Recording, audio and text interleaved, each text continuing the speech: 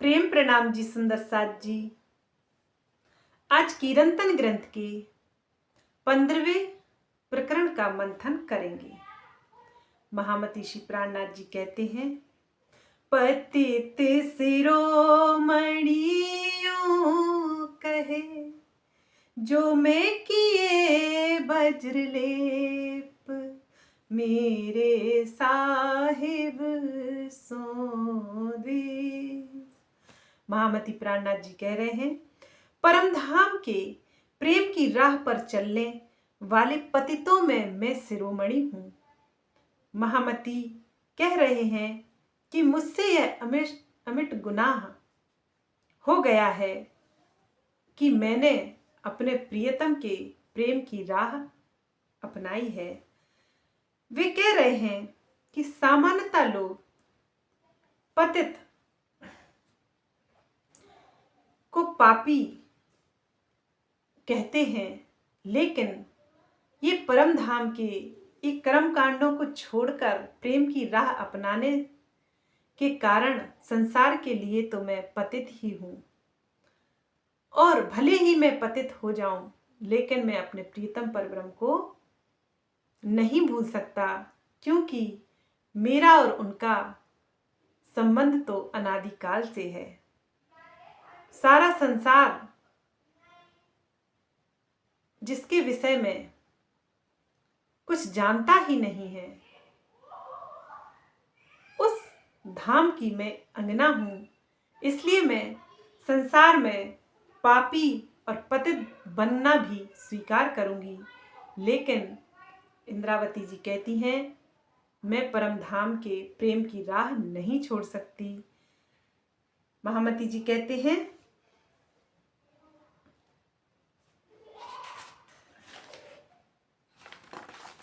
पतित मेरे आगे कौन कहावे, मैं कोई न देखा रे पतित, ऐ सब कोई साध चलत है सीधे, जो देखिए अपनी रीत।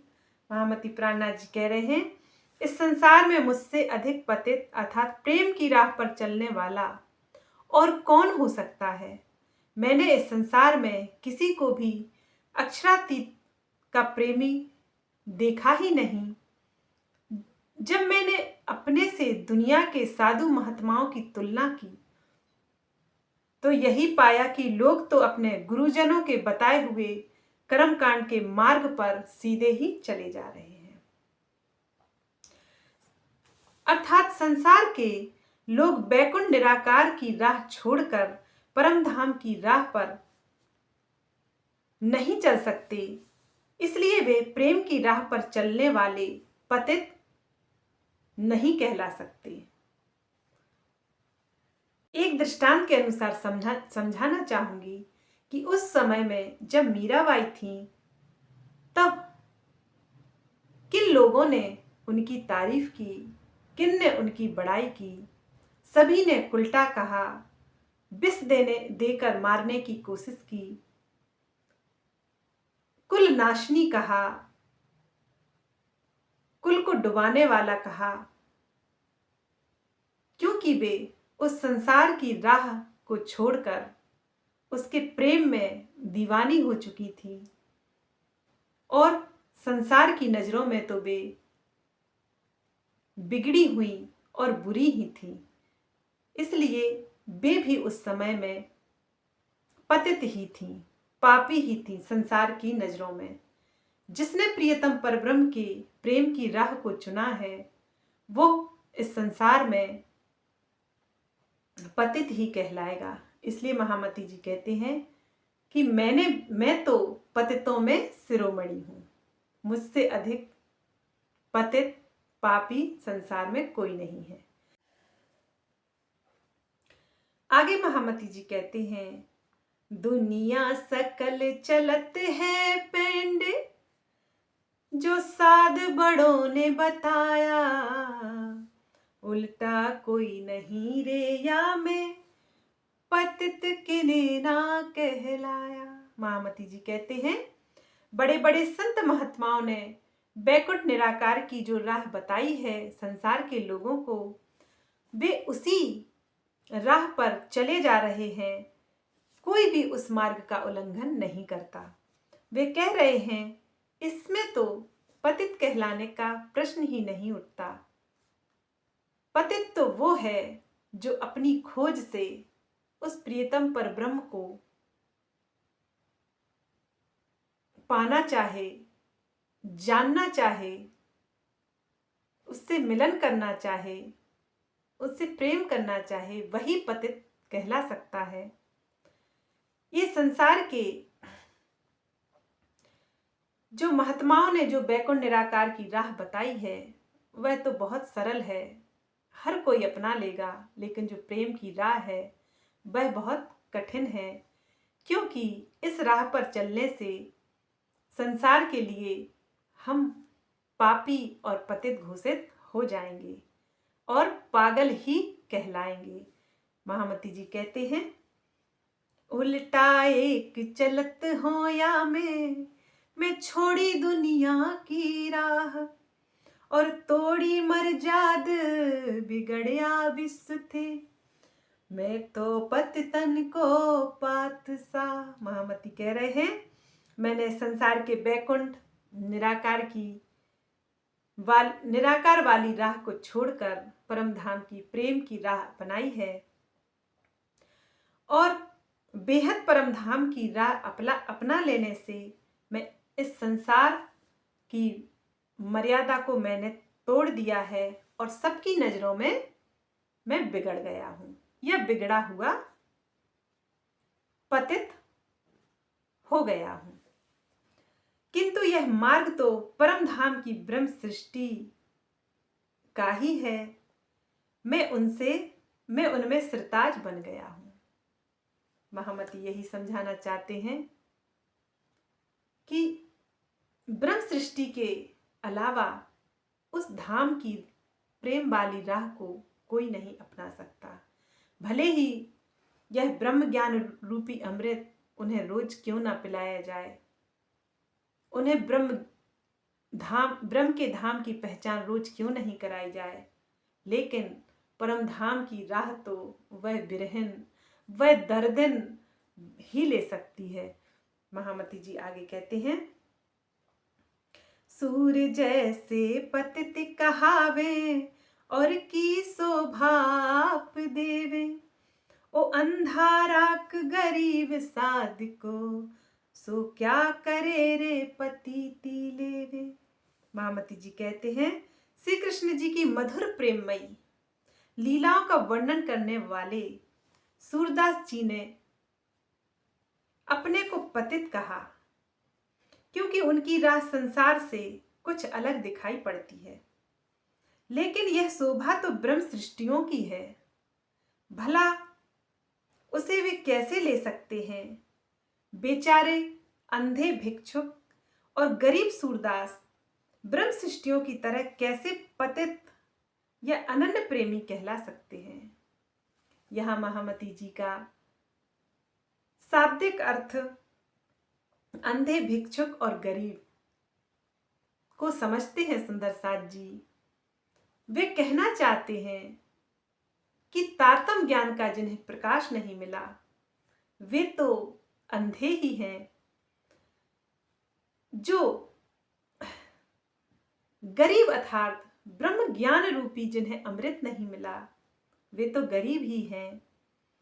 वे शारीरिक दृष्टि से उन्हें अंधे नहीं कह रहे हैं।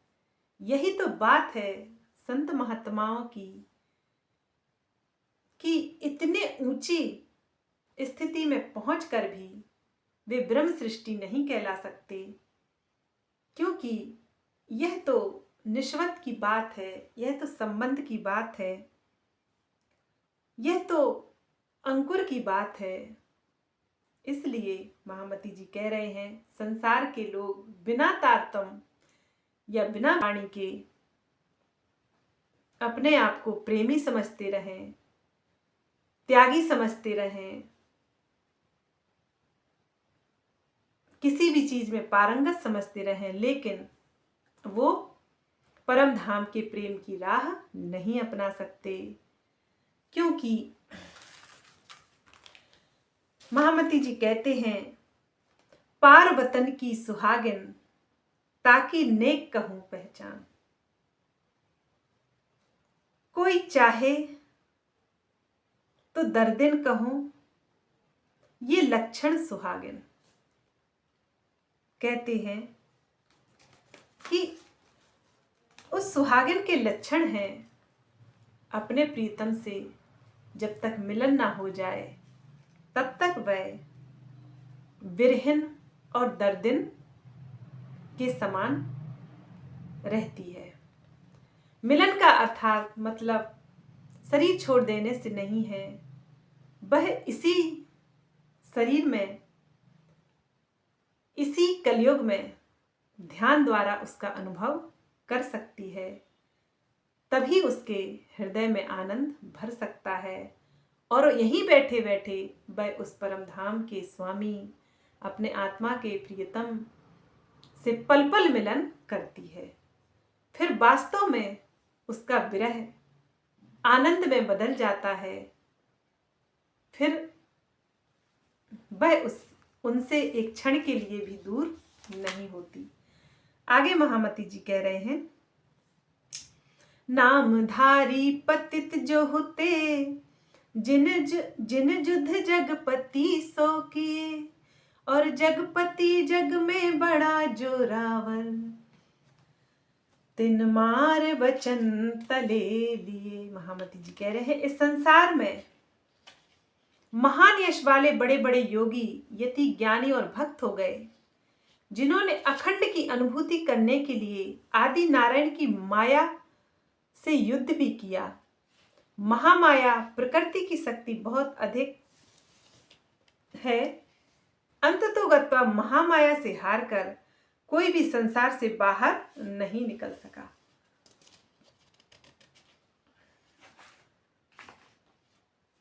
वे कह रहे हैं, या जग में क्या रे पतिती, कोई ना पहुंचा पार, और बहुत दौड़ सो सुन दौड़ तोड़ी, आड़ी पड़ी निराकार। महामती जी कह रहे हैं, इस संसार में जब कोई पंच वासनाओं को छोड़कर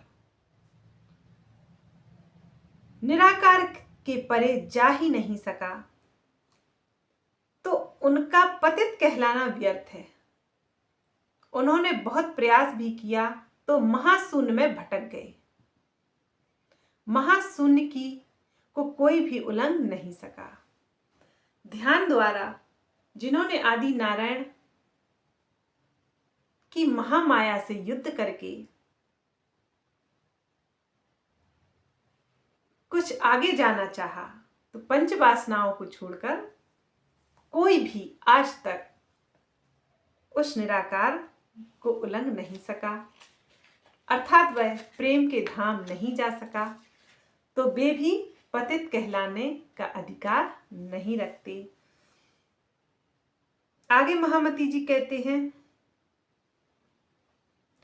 अगम के पार जो अलख कहावे, मैं तिन सो जाए युद्ध किया, यहाँ लग और शब्द नहीं सीधा, तो प्रकट पकड़ के किया।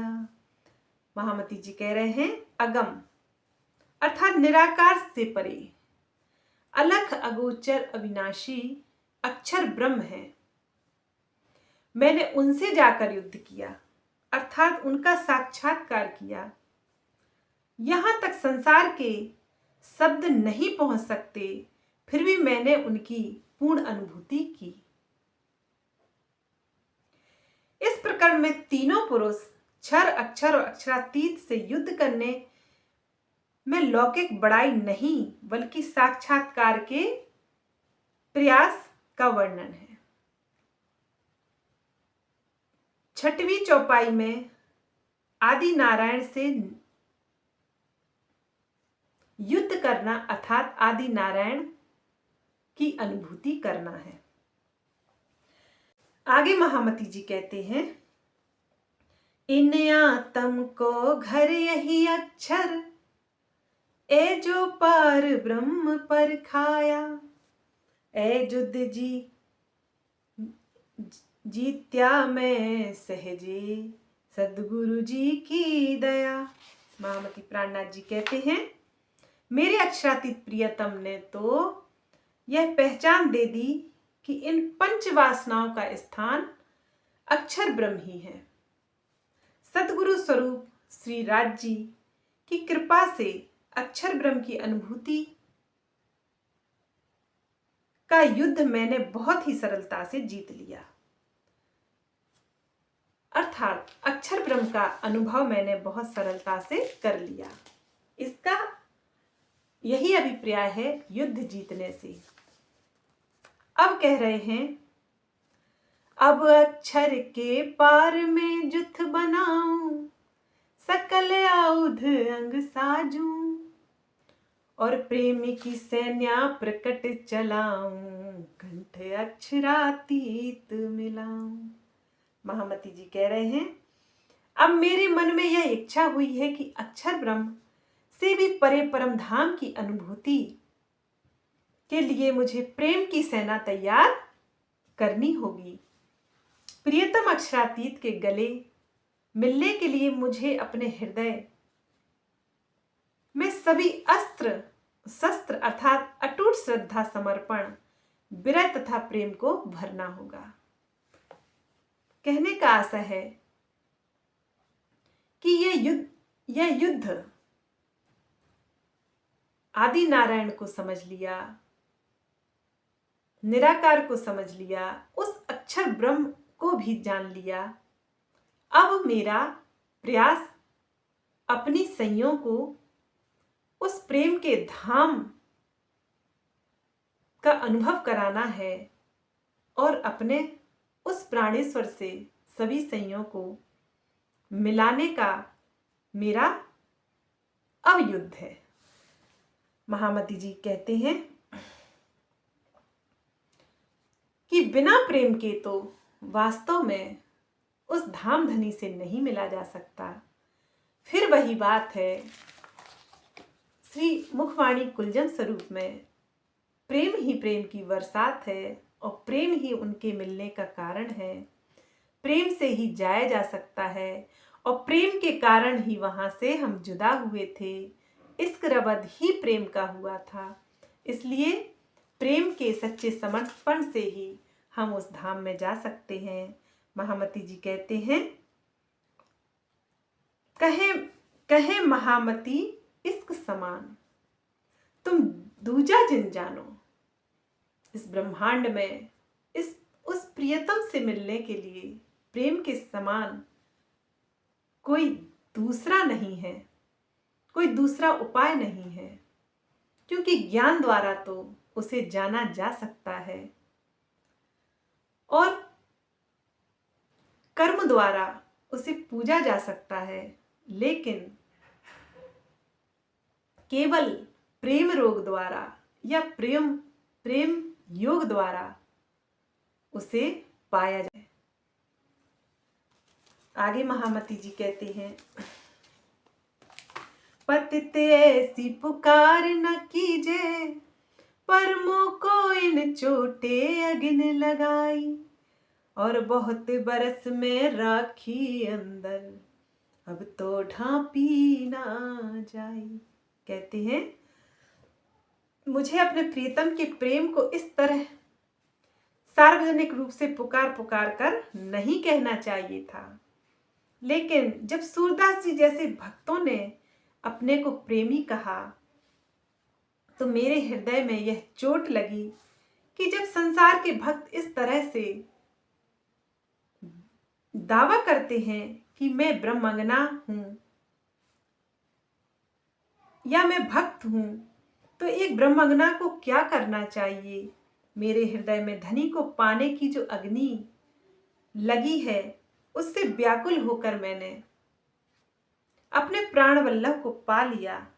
अनेक वर्षों तक मैंने इस बात को छिपाए रखा, लेकिन अब छिपाना संभव नहीं है, क्योंकि महामती जी वाणी में कह रहे हैं कि मेरे प्राण प्रियतम ने मुझे यह कहा है कि सभी संयों को जागृत करो और धाम ले चलो। इसलिए मैं यह बात सबको बता रहा हूं, नहीं तो उनकी शोभा तो इतनी नसीली है कि उसमें खो जाने को जी चाहता है। इस ब्रह्मांड में आंख खोलने को जी नहीं चाहता। इसलिए महामती जी कहते हैं कि अब तो सबको बताना ही पड़ेगा।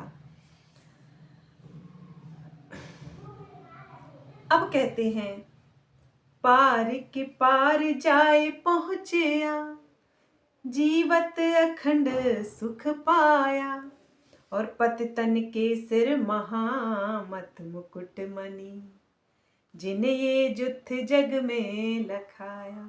महामती जी कह रहे हैं कि मैं निराकार बेहद और अक्षर के परे अक्षरातीत के धाम में पहुंच गया तथा जीते जी अखंड सुख को प्राप्त कर लिया। अपने प्रियतम के प्रेम में पतित कहलाने वाली ब्रह्म सृष्टियों के सिर पर जो अनन्य प्रेम इश्क का मुकुट है, उसमें अनमोल मणि के रूप में मेरी शोभा है। धामधनी ने मेरे ही तन से अक्षरातीत को प्रत्यक्ष पाने का प्रसंग संसार में जाहिर किया है। महामती जी कह रही हैं, इंद्रावती जी कह रही हैं कि जो अनन्य प्रेम इश्क रूपी मुकुट है, वह तो मेरे सिर पर सुशोभित है, और उस अक्षरातीत को पाने का भी मुझसे ही जाहिर होगा। 15वां प्रकरण समाप्त हुआ। सुंदर साथ जी, प्रेम प्रणाम जी।